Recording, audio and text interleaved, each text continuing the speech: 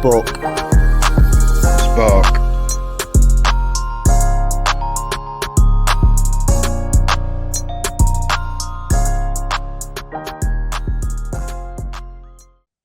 You are listening to Spoke at BCB Radio 106.6 FM.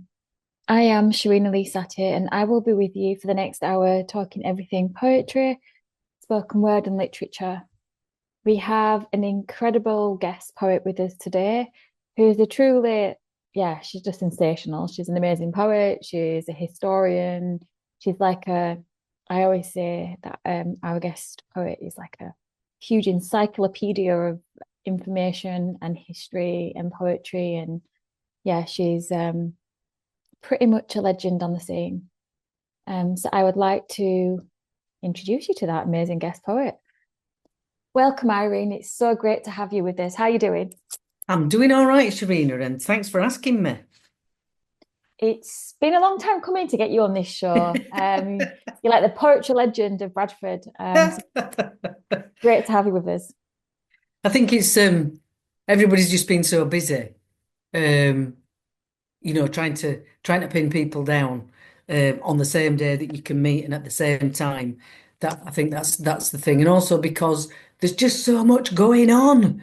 There is. Because it is obviously, for those of you who don't know and have been living on planet Zog, it is Bradford City of Culture 2025. Yes, it is. It's a wonderful time for Bradford and to be speaking to local creatives like yourselves. And I just think it's really important for our listeners that are tuned in to hear about your journey, because you've got such a wonderful journey. You've got so much insight. There's just so much knowledge and wisdom there. And you've taught me a lot. And I'd love to be able to share that with our listeners today. So I just think it'd be great if you could capture yourself and take yourself back on that journey and just tell us a little bit about, if you can remember, I don't know, like when you started writing, why you started writing, how did that come about? Well, that's a good, being that, the older woman as I am, that memory bit, of seeing how far back. I know that I was already writing things when I was at primary school, Right. because it says so in my school reports, because I have them all from age 6 Oh, wow. all the way through all the schools I've been to, which none of them exist anymore in Bradford. And it's nothing to do with me, honest, Sharina. Um, and in terms of the use of language, that's always been there in terms of English, etc. But I think part of it is because the primary school that I went to encouraged writing and poetry. Um, it was a kind of school, it was kind of national curriculum before national curriculum, where we had classical music in the morning at the assembly.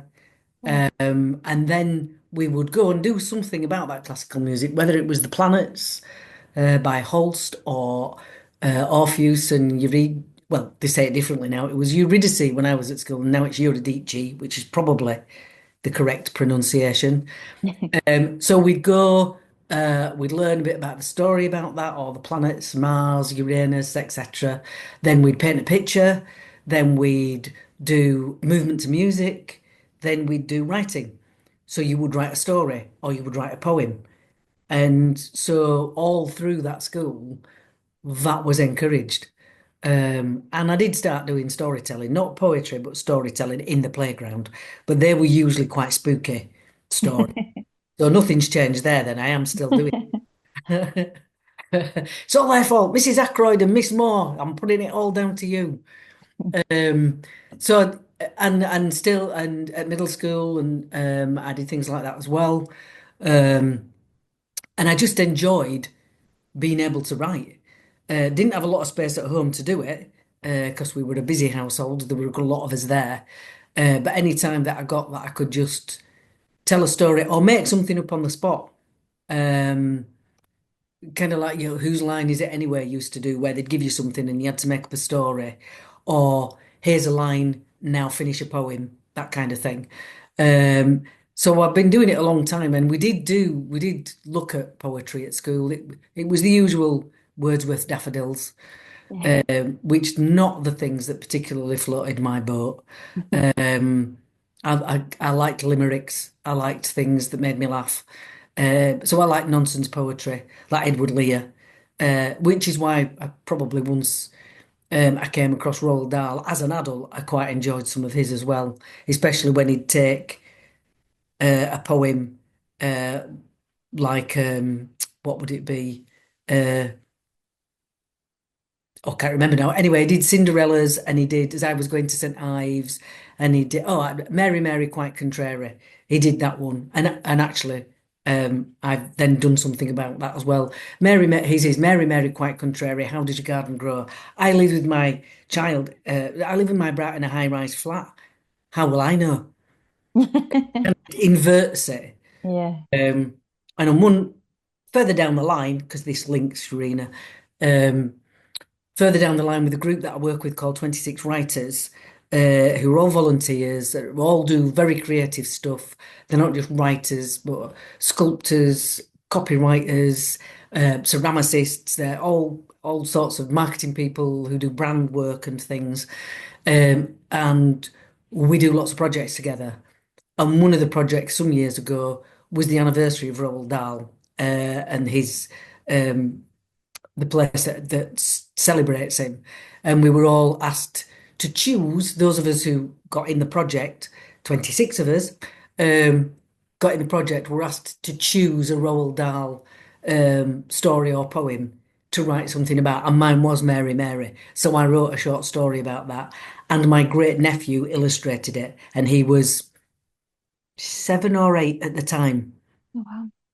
So, and that I did that, then went into the school where he was up at Low Ash, at Rose, and we went in and they took that in and then they wrote a whole lot of different stories, in the same way that I'd done, taking the story and rewriting it in their particular style, which I thought was great because that was like me going back to school doing what I did at school Yeah. their age.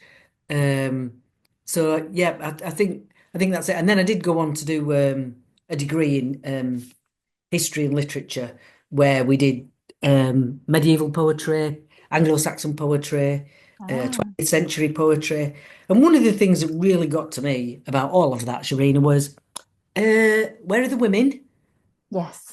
Yes. Where are the women poets in all of this? Where are, for every 5 blokes, there might be one woman, but it were more like 10. Yeah. And then it was just generally the usual females that we might hear about. Um, and so it was, I think that was when I kind of started thinking about, well, where are the hidden poets? Where Mm. there's surely more than this and more local poets.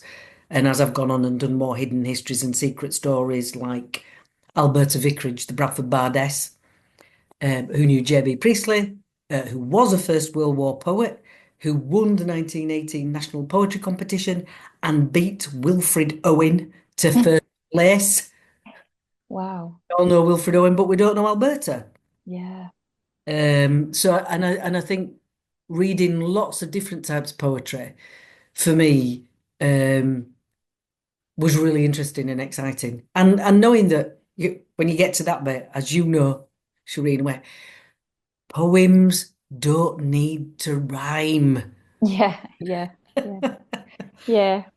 Revelation. That would a revelation. Yeah. No, your journey sounds really magical, and I love that in school you was taught to be creative and allowed to just be self-expressive. That's just so wonderful and so beautiful. And I could actually see the little Irene like prancing around and doing poetry and being such a storyteller and inspiring everybody. I could just imagine it. Yeah, Mrs. Um, Freud had to tell me off quite often and come out and go, Irene, can you stop singing? Can you stop telling poetry? You're supposed to be on your way to a class. Sorry, miss. Sorry, Mrs. Ackroyd. Sorry, Mrs. Ackroyd. So I do think, when we talk about potential these days, because I've got all of those, I can look back and see, and I think I can say to them, I think, Mrs. Ackroyd, Miss Moore, I might be somewhere to fulfilling my potential now. Might have got somewhere near. oh, actually remember like one of your first poems that you ever wrote?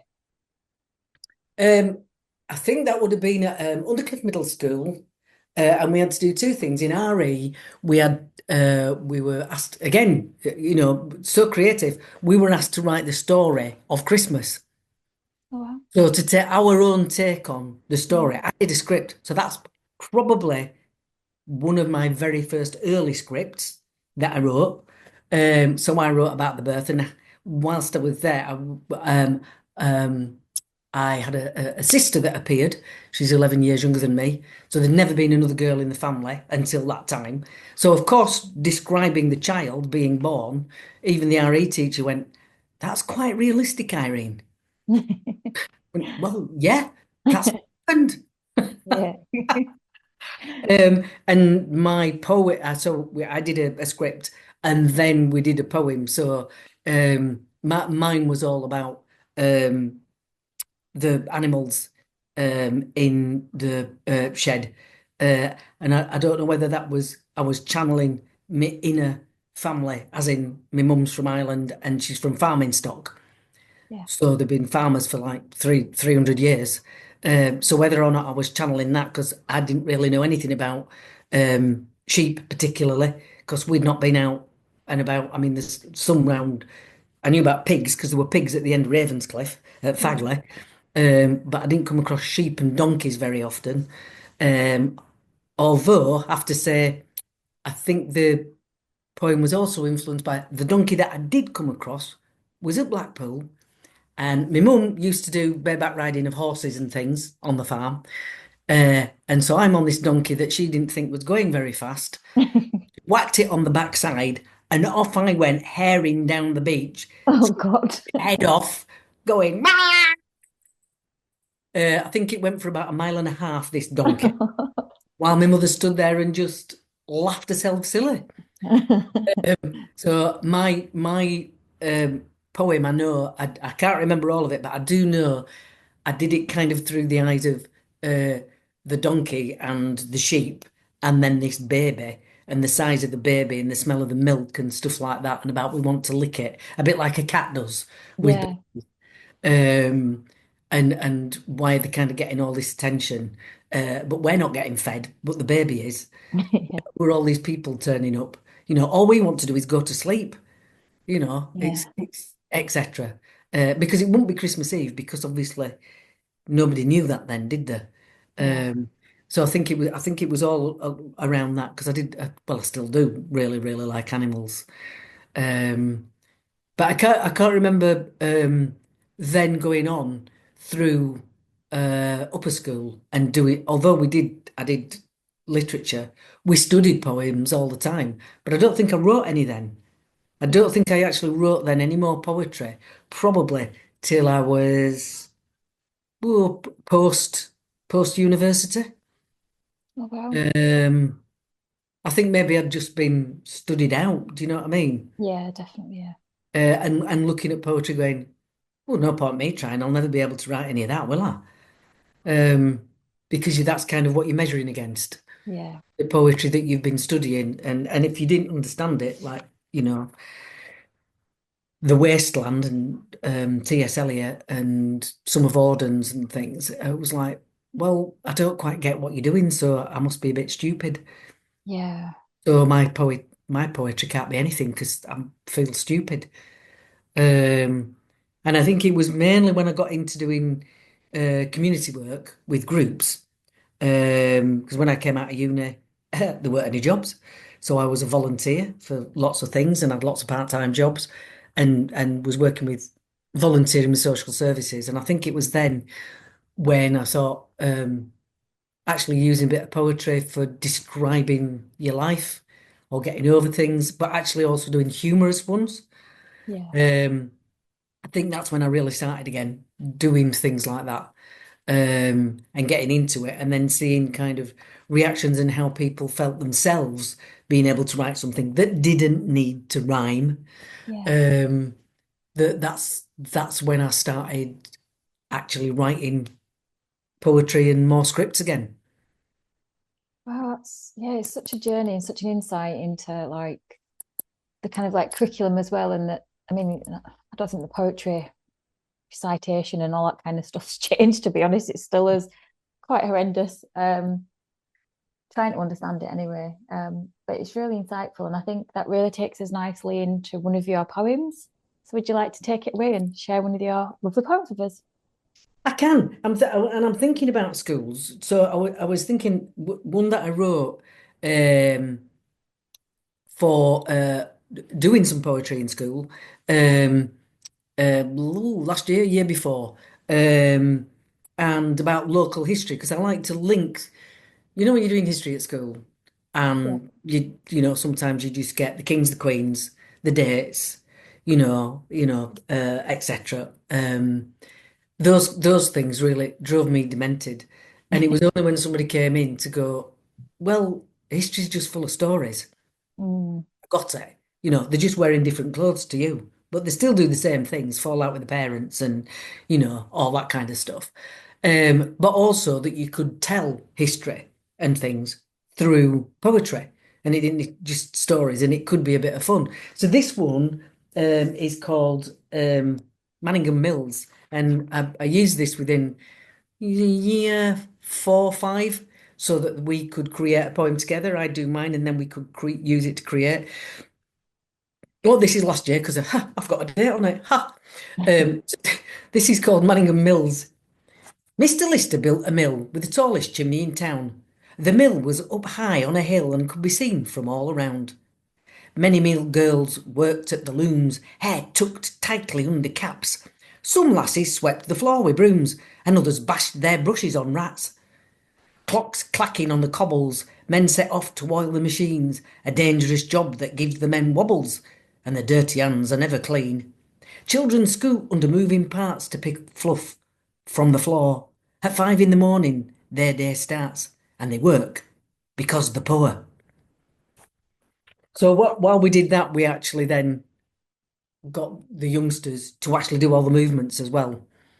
And then to just delve into the history, but starting it with something like that rather mm, than this is the history of, yeah. and to draw a picture of it and to illustrate something, and for them to just do maybe a verse of their own, I think is a really interesting way to get into poetry, but telling a story at the same to understand that poems also tell stories, because I think there is quite a difficulty for particularly young people to understand that a poem is also a story, you know. I mean, one illustration, if I'm working with older youngsters and adults, is the Hollies, a group that some people out there will know and others will have never heard of.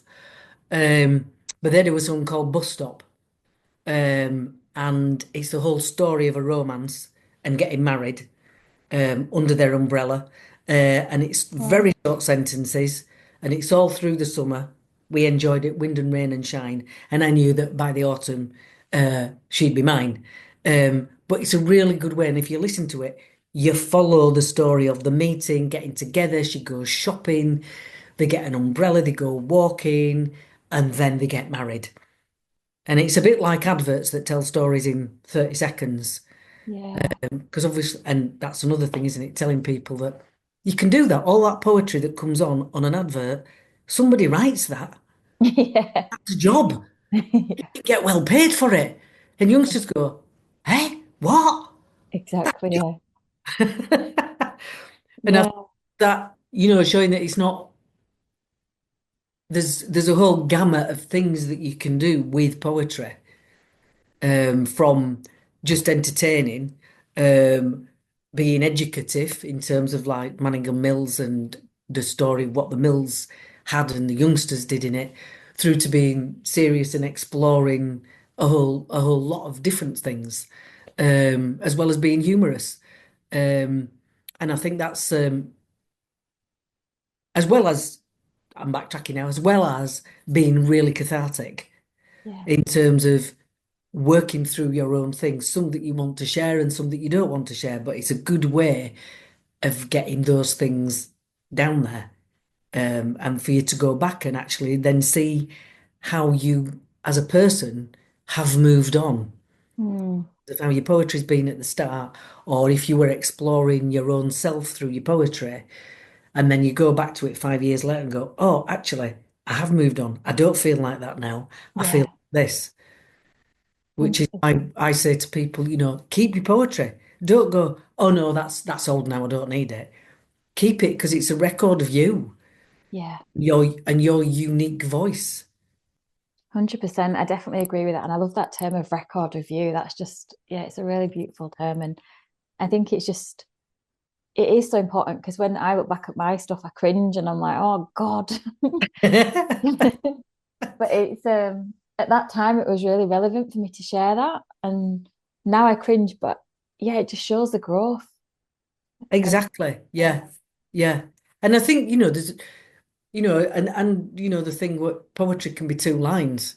It's like stuff Mm, in it, because this is the classic 6 word story kind of thing, the Hemingway type thing. But the same with poetry. Sometimes it might just be a line. yeah. People like E. Cummings, some of his poetry back in the 60s, etc. They were just a line sometimes or two lines, and that was it. Wow. Um, and the humorous stuff, but with a kernel of truth, like Dorothy Parker's. Men don't make passes that girls who wear glasses, and Yeah. you've got a couple of lines there, but you go, oh, well, actually, that true? Is Yeah. that's quite deep?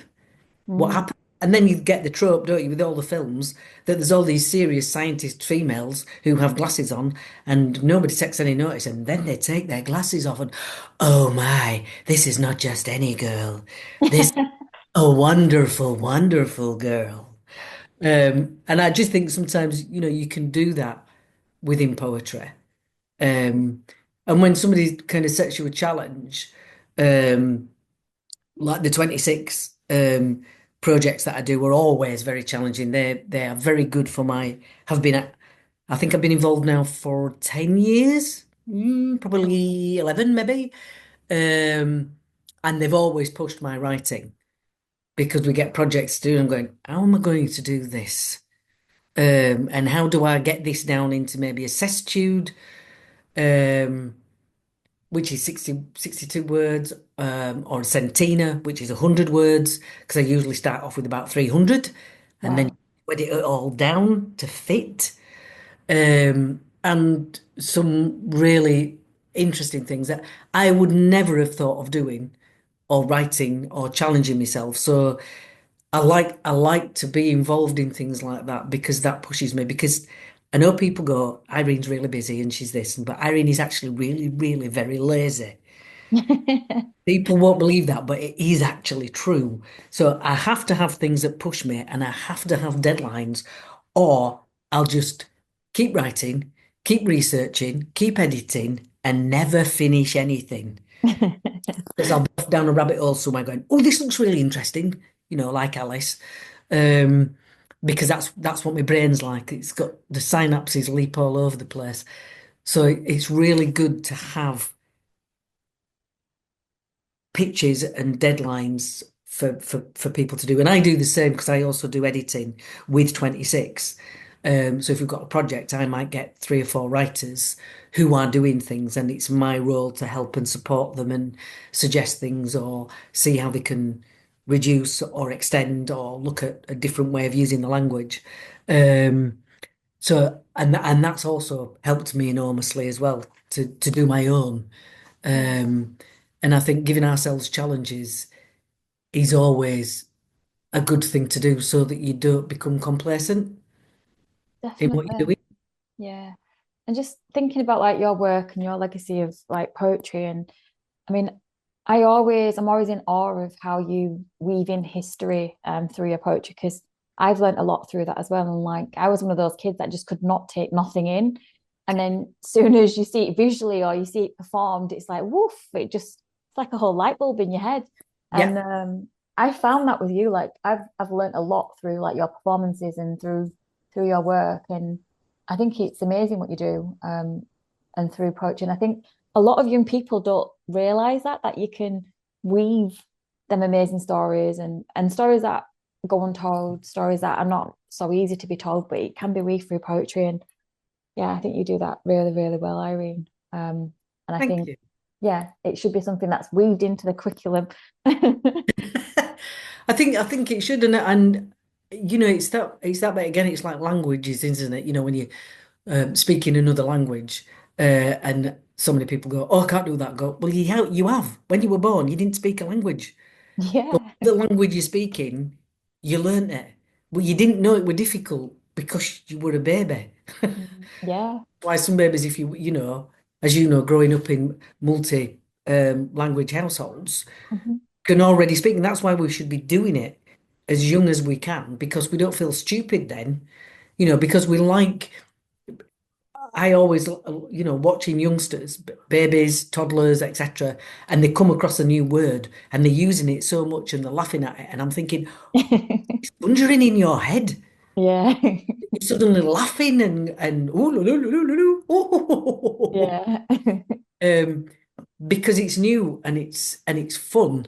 And I think that's the same with poetry. You know, I mean, so many people now, adults as well, who were not familiar with nursery rhymes Mm. that I grew up with, and you know,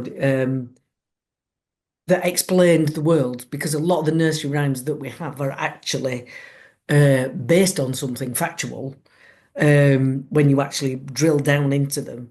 And it's like fairy tales, which we've kind of like cleaned up so that everybody can watch, you know, Cinderella, etc., and not actually know the original story. But I think is being able to create our own nursery rhymes when we're youngsters is a great thing to do. Um, and so you get that pace, you get that rhyme, you know when it's alternative rhymings. And I do know working in schools that quite a lot of schools will go even at years 4 coming up to 5. Well, they don't actually really know anything about poetry, as you've said, Yeah. Sharina.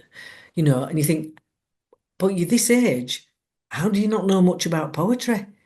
I remember we had to learn Hiawatha when I was at school.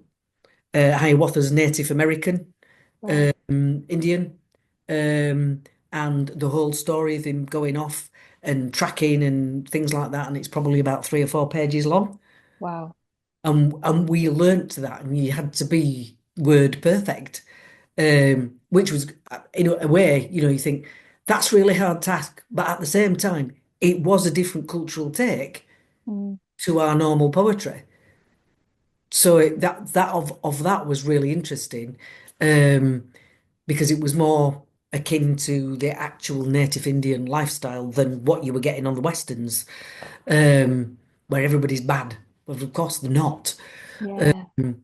But I think, you know, that if we start early doing that, we don't have that thing. It's like language.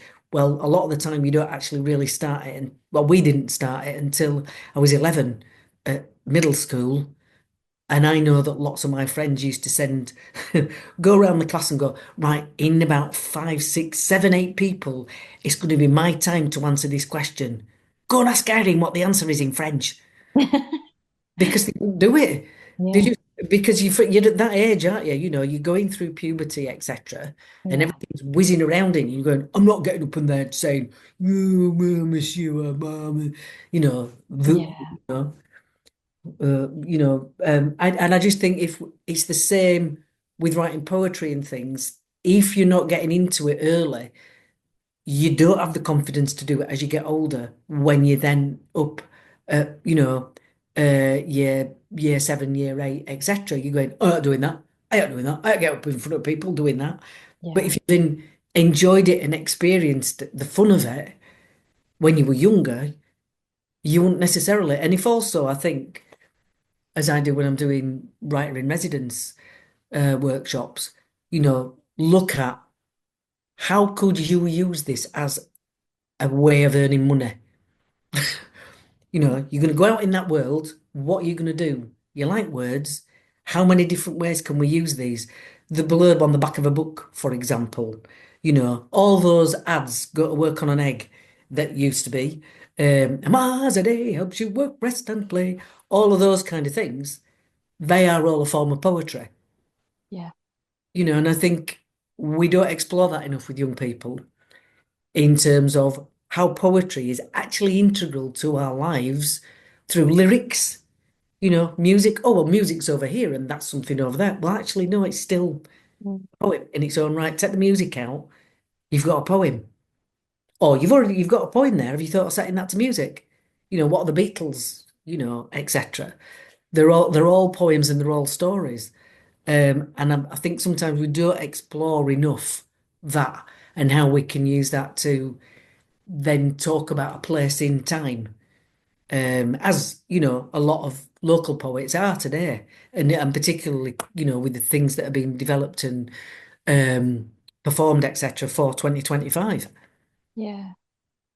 Yeah, no, it's a really good insight. And I'm just thinking of like just yeah, there's just so much weaved into that. And when you were saying like about chocolate bars having that writing on there and stuff like, because we were talking about this within my work with work colleagues, and we were thinking about, how poetry is weaved into that. It is on cartons. You can get inspiration from everything.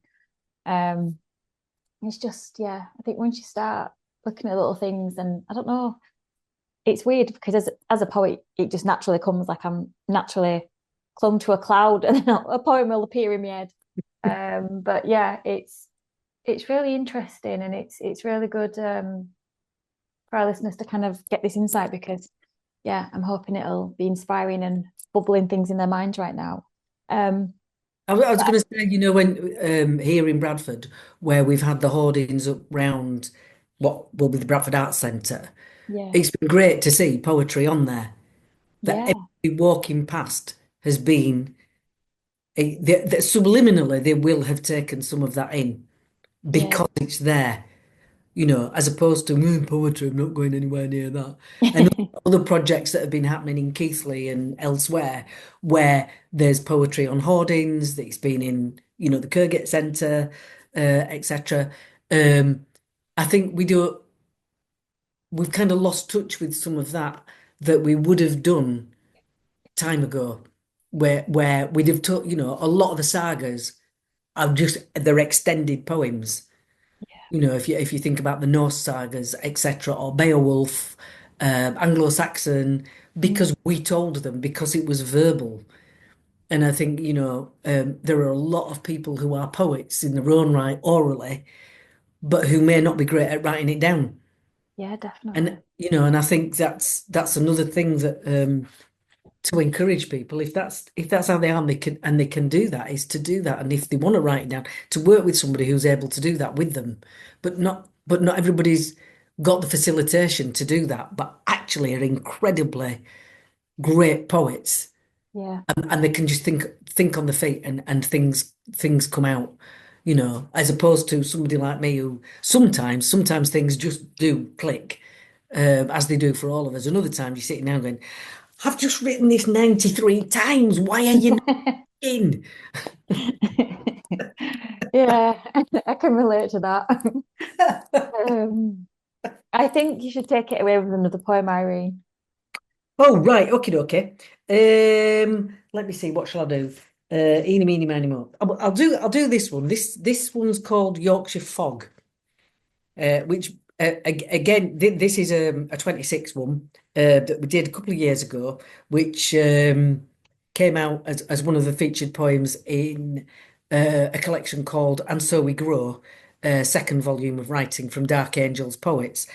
Dark Angels was where I did my very first writing retreat with some Dark Angels in France. I got some funding. Oh, I was so excited, and it was fab. That was when I really realised, and that's probably 14 years ago, where I went, oh, there are people here who don't know me from a slice of bread, who've actually looked at the work and gone, I like that, Irene. And sometimes, Shireen, you think, well, yes, there's people around you and, other poets and people go, that's good, Irene. Go, yeah, but do you really mean that? Yeah, yeah, Do you and know what I mean? And so yeah, being around people who've never met you, never looked at your stuff, who yeah, go, no, actually, I like that, was like, oh, maybe I can then. I can.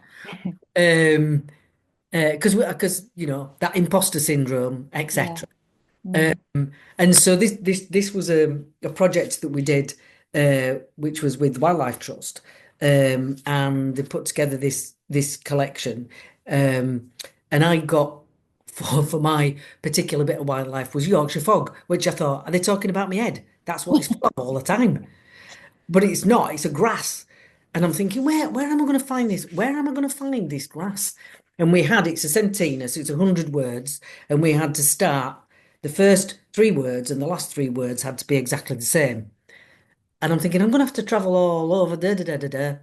And then discovered that just round the corner from me, round at Peel Park, here in Bradford, there's a little bit of a wild space. And in that wild space is full in the springtime of the Yorkshire fog.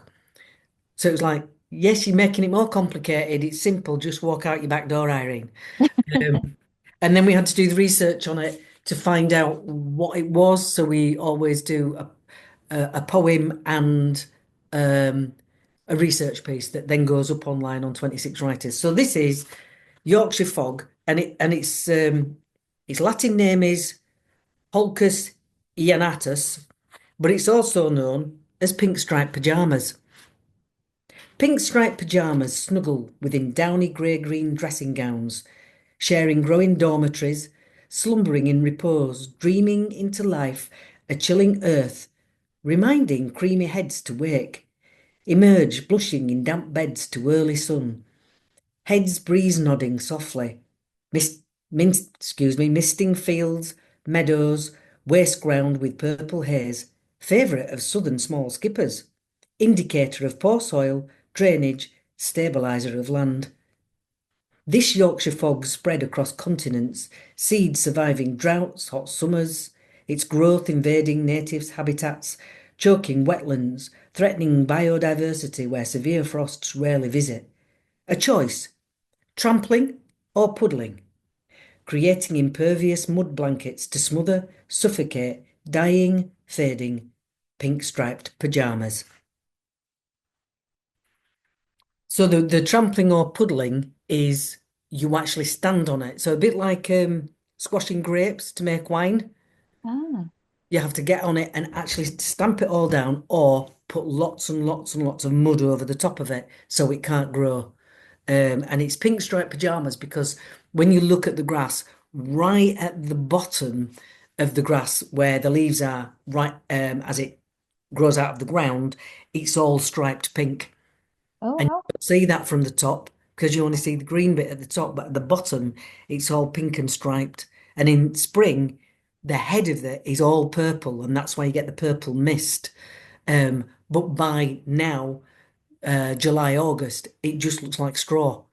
So it completely changes what it looks like. But it's been carried overseas, um, and it's quite a problem in New Zealand apparently, and Australia. Um, so things like that are the ones that really make me work hard Yeah. to actually, you know, uh, work out how to get the three first words that are going to be the last three words, to get it down to 100 words, all of that. Because I know, as you can tell now, people listening, I am verbose and speak a lot. Some words are the same. But I think that's um, if you are like me, it's a really good way, something to be involved in that makes you really do it. And focuses. And every time we do something, it's a different project. I've just been involved in one called 26 Bridges, where did you know, Sharina, there are 26 bridges in London? No, I didn't know that. No, neither did we, until somebody pointed it out and went, oh, that sounds like a good project, Mm, said Stuart. And it's also being used as a walk to raise funds for Macmillan nurses, which is brill. yeah. Um, but uh, because it's such an interesting project, 26 people out of our membership put themselves forward straight away. So there was no space for me. But then we have a New Zealand contingent who do things over there. And of course, they were fast asleep when this was happening, woke up in the morning and went, well, we'd like to have done some of that. So we're now doing also 26 twinned bridges. So 13 writers here, 13 writers in New Zealand, and we're paired up. I've been paired with Sir Robert Harvey um, from New Zealand, and we've been working on our different bridges and collaborating then on a piece. Um, so that goes live later on this year, and it'll be on the Bloomsbury Festival website because we usually do something at Bloomsbury in their October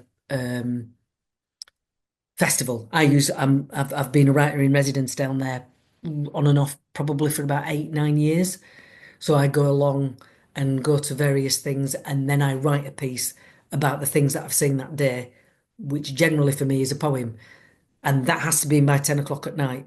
So that really does focus my mind, Sharina. Yeah. It sounds really magical. Like I'd really love because you're doing so many different things with your writers group. It'd be really good to kind of like, can we not have a place in Yorkshire where you all come together and we see all this kind of like exhibited? I know it's for different projects and stuff, but it just sounds really marvelous how you Yorkshire fog, like I never even knew that existed. It's really interesting and you got me thinking about my friend Andrew, who he's like I call him like Dr. Dolittle because like he can speak to birds and stuff, and he's really good with nature and greenery. And I can imagine him doing something a bit of something like this, like researching and creating a poem from it. Um, Yeah, it it sounds really, really amazing what you're doing, and yeah, I think more people need to be like aware of the amazing work that you're doing. It'd be great to see it exhibited somewhere where we could just walk in and hear you exactly. all. I did have a word with Trapezium last year about possibly doing like a week or a fortnight, and of course things happened with Trapezium Gallery because a lot of the work that I do is also with artists. So I also have illustrations and paintings and various things that go with the poems or the work that we've done. Oh, wow. So I've probably worked with about 9 or 10 different artists. So there's different illustrations from artists across uh, England and Wow. Wales now, because Sue lives in Wales now. Um, in terms of the stuff that I've done, so I wanted to put up. So maybe it's next year, Sharina, because next year is 26. Yeah, that is a really good yeah, that is a good tie-in.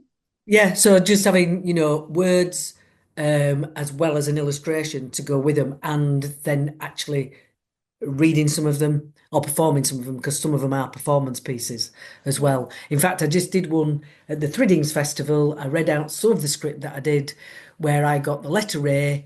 It was a writers in residence one that we did many years ago. Um, and I got A. I did Appley Bridge and I did it in dialect about Watch Out, Rebecca's about, which was about the toll roads and tall houses riots, the Rebecca riots, Wow. uh, which I did with Eddie Lawler and a couple of other people. Wrote it all in dialect and then did the English translation so that folk could understand what it said.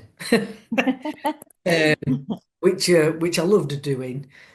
Hey, what's the doing there, lad? Is the fettle in the cakes? Hey, I think that I should put a frock on, because nobody'd know, would they, then that you were a Rebecca? A Rebecca, they wouldn't be thinking that lasses are going to go on fighting, would they? Nah. So if you dress as a lass, then they can all throw frocks off, and then you just bit lads all go after you set it you like. So it was kind of like that, which I absolutely love doing. And it's also because I'm kind of, holding the hand up for the North. There are writers up here, you're not all down in London. Yeah, yeah, yeah. Well, that is really great, and I do hope to see that something comes next year because I think that'd be really great to be showcased. And um, You'll have to work on it then, lass. yes, I will definitely be there. Um, I just wanted to ask you a question before going into your next poem, and it's just about that. Like, you write different poems from scripts to, yeah, like you just said, historian pieces to research pieces. How do you write a funny poem? Like, how would that? I struggle with this, so it'd be like great to get some kind of tips on how would you write a funny poem? How would you direct it? How do you write a funny poem? Yeah, E- Um, I think a lot of it's to do with the story, right. what you're trying to tell. So, for example, humorous ones, and a lot of my humorous ones do I suppose are aimed more at youngsters, but adults also really like them. So I did for example, Rombolds. Um, when I did that at Geekly Creative with the sculpture trail that they did, I'd written a poem about Rombold um, running across the rocks. So it's an explanation of the myth of Rombold, Right. um, and it is humorous because it's basically, we know the myth of Rombold is. He's running across. His wife's running after him. She's throwing boulders at him because they've had a tiff.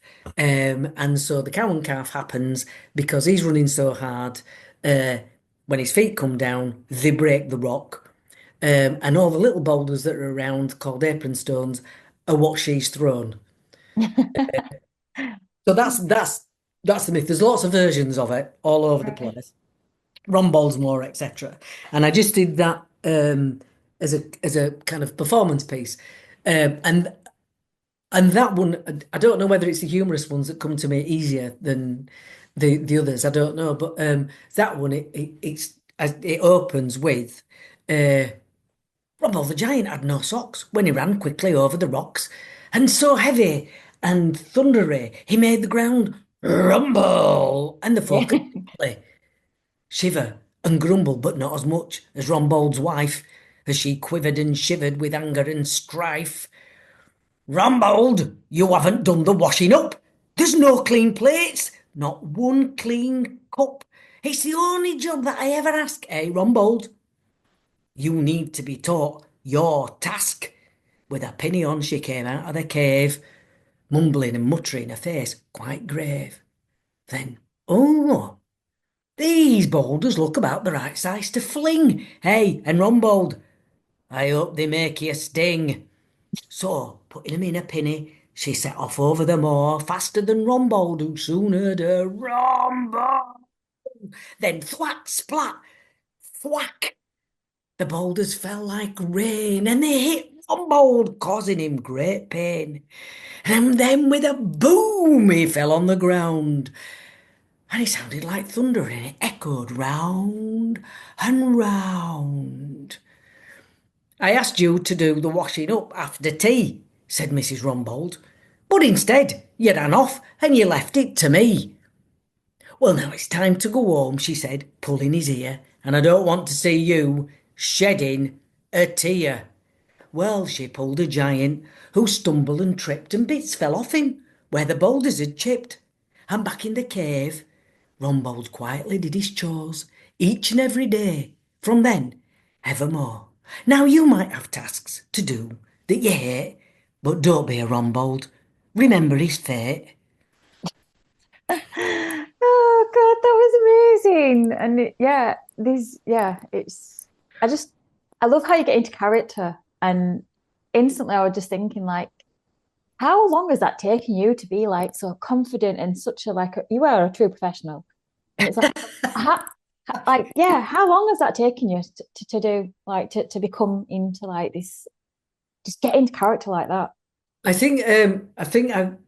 I mean, when I was younger, if I got on stage, I'd usually throw up before I did anything Yeah. because I was just so nervous that I'm going to land, it's going to lose it, I'm going to forget, I'm going to da da da da da da da.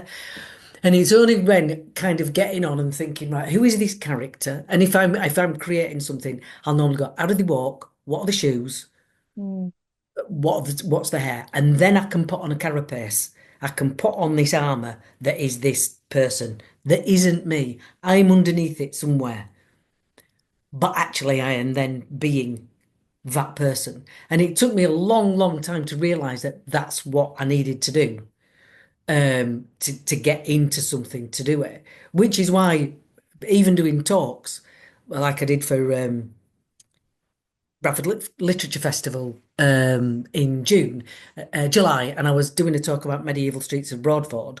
So I was taking it from 1066, but I was one of the Saxons who was there when 1066 happened. So I dressed up as a Saxon. mm, And one of the producers who was helping to put stuff out went, don't normally see people in costume doing a talk. I was like, but it's the first time I've done this talk and I really need to feel confident. So I'll be a Saxon. mm. It won't be me doing it. But I think the other thing is for me is about connecting with an audience. Is about trusting your audience to be with you, Yeah. and that they've come to see something, and it's about interacting with them, um, not just with the words, but also by because I am in that sense a performative poet. Mhm. Um, getting them involved by making eye contact and things like that. And I think it's also being able to, because sometimes if things are very personal poems, I find that really hard to do. So Right. I'm not confident when I'm doing that. But if it's something like a storytelling, which Rombold is, that's a different thing. Which is why, very often people don't see or, well, they don't hear a lot of personal poetry from me. I have been doing more as I've got more confident and dealing with things, but I do write a lot of it because that's the cathartic part of it.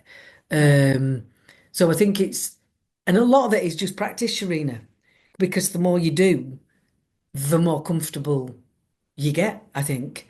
Um, and that's not to say that, like I said earlier, I don't stand there going, imposter, imposter, imposter, Mm.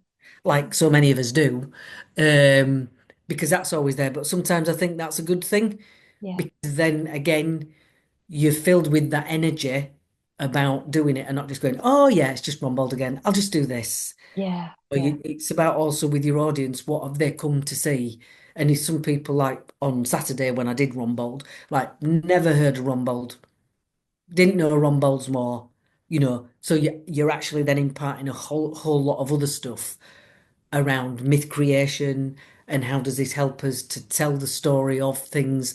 How did the ancient people make, from the Greeks to the Romans to whoever, the dreaming of the Aboriginals to explain the worlds that they were in. So Yeah. Rumbold is there, he's thunder, you know. That's instead of it being Thor in, Norse myth, in local myth, it's Rumbold. And I think it's that thing as well where you're also imparting some of that.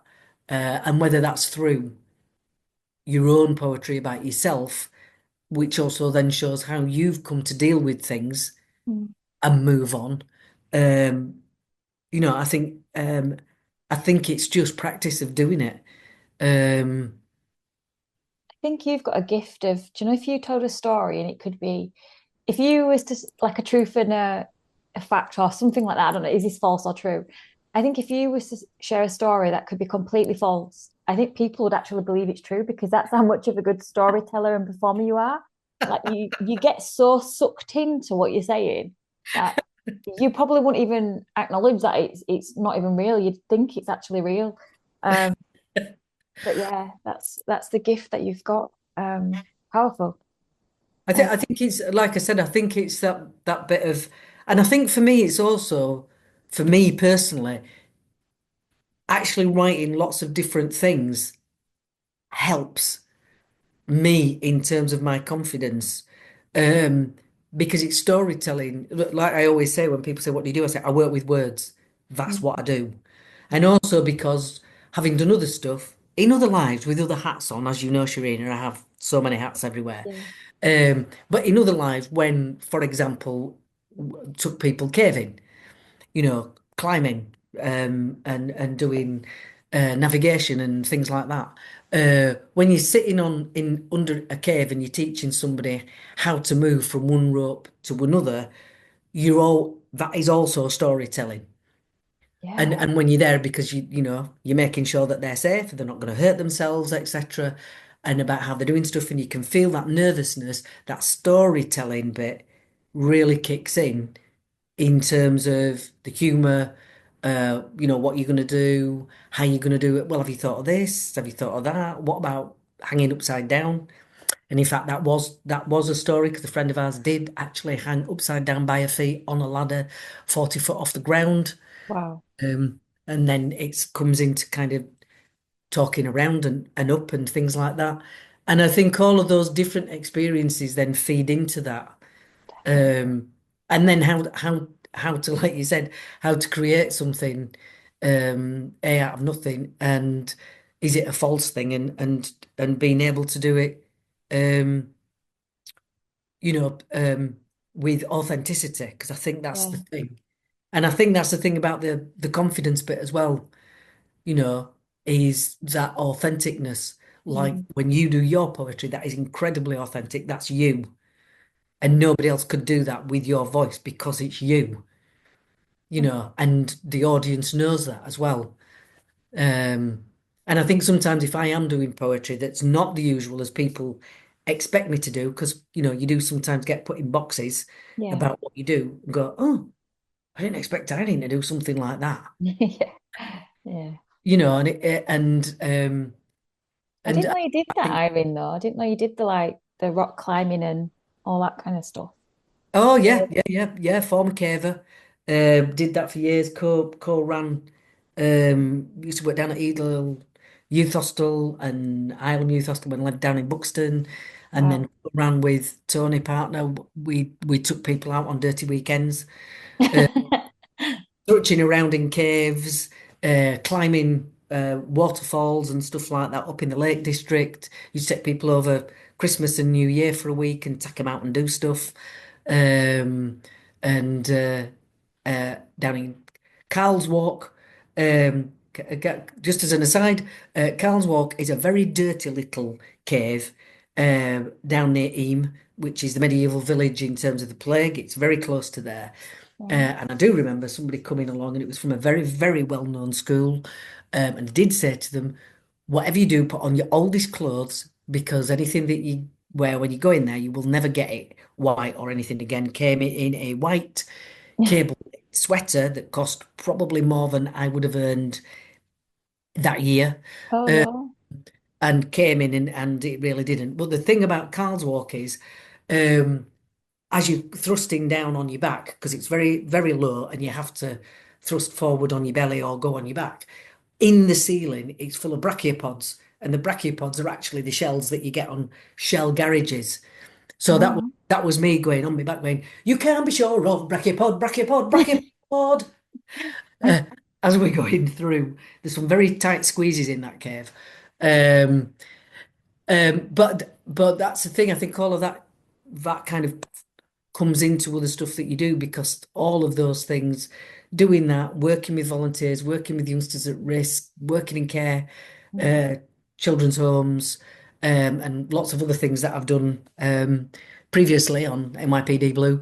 I think they all feed into kind of what I do, and that bit where you've been working with the folks who were nervous, being able to storytell, or do a poem about it afterwards and go, right, I've just written this poem. This is about what we did today. Or let's make a poem up together while you're trying to do this. Yeah. I think it's an interesting skill, and not one that I knew that I had really until much later. Um, I think that is really inspiring, Irene. I didn't know you did that, and it's just so lovely to hear and to hear your legacy as well before like weaved into the storytelling and how it all comes about. And yeah, I think it's really important to share them stories as well because, like you say, it's all weaved into your poetry writing, your script writing, your performances. Poetry lives everywhere in it everything is, that yeah, storytelling. And I love, absolutely, absolutely. I totally agree with Shireen, and I think it's one of the things that we don't realize, that it is all around us. And even when you listen to people like I do on the bus, on the yeah. train, and you hear how they're talking, sometimes the way that they are speaking is so lyrical, and Mm, you don't realize that that's what they're doing. yeah. Oh, Irene, you've been an incredible guest on the show. Honestly, I could talk to you all day. It's just a shame we've only got an hour. But yeah, you've been wonderful, and just for our listeners that are tuned in, they really do need to kind of like check your work out and follow your work and what you're up to next. So how can they do that? They can follow me on Instagram, Blue Sky, and LinkedIn. I have in the past tried with websites, and I know just how lazy I am, which is why there isn't one. Because by the time I'm thinking, by the time I've got to do all of this on that, I could be doing stuff, I could be chatting to people. So I post up on Instagram, on LinkedIn, and on Blue Sky. things that I'm doing and what I'm up to. And the next one, like I said, is I'll be doing Louise Whitfield, who married the richest man in the world, Mr. Andrew Carnegie, and obviously Bradford and Environs has got quite a number of Carnegie libraries, um, and he funded quite a lot of the libraries, but because Louise encouraged him to, so I'm doing a one-woman show on her at Saltaire Festival on the 18th of September. Amazing, amazing. And is your Instagram handles Irene Lofthouse or is it just Irene? How can we It's Lofty Writer. Lofty Writer? Amazing. Lofty Writer. Yeah. Not that I'll ever get to lofty heights because I've only got short legs. Oh, you're getting there anyway through the poetry world and the storytelling world. So yeah, doesn't matter about that. You're flying. Um, you've been amazing, Irene. Thank you so much for being a guest on the show. Well, thank you for inviting me, Shireen. It's been lovely. Thank you. You have been listening to Spoke at BCB Radio 106.6 FM. Until next time.